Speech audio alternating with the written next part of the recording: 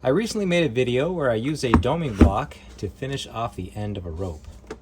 And I think it cost me about 35 bucks from Harbor Freight. All right, that's nice and bright now. Let's do the other side.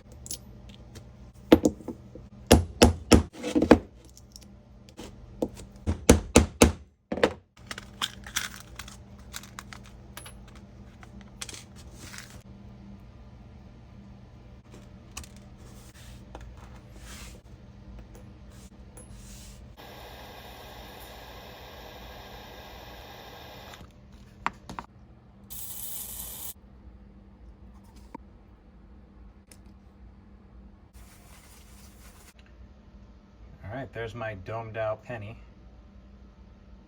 We got it antiqued looking. All right, that was unnecessary, but it was fun. That's more like the reason I bought this thing. Let's get back into rope work. All right, let's cut this off. So what we need to do is pull out the guts just enough so that we can round over the sheath. Okay, I'm gonna do these here. See if I can get them all. There we go. All right, now we'll slide this back down. Now what I'm doing is just barely warming it up so that I can push the fibers into place so that they all go towards the same direction.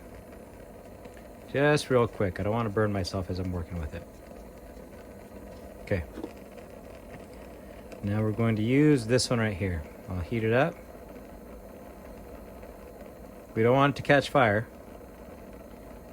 All right, here we go. Well, that actually worked out really well.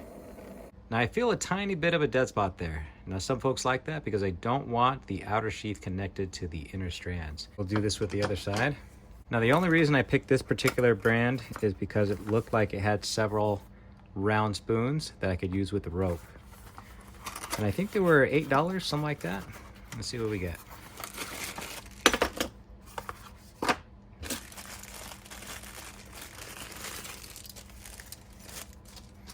Oh, they're magnetic too. That's cool. All right, the smallest is 1/8 teaspoon.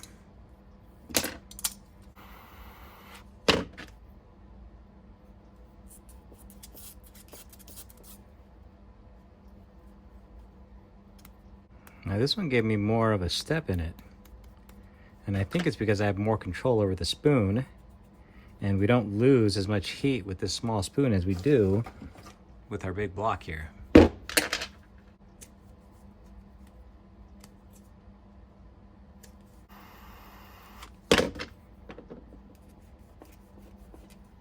don't like the way this is looking. Let's try it again.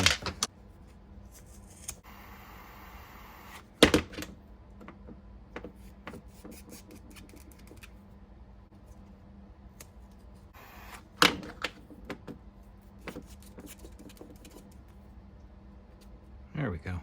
Now overall I'd say we got the same results. It was a little more difficult with the 1/8 teaspoon, but I think with a little practice it'd be just fine. Let me know what you think.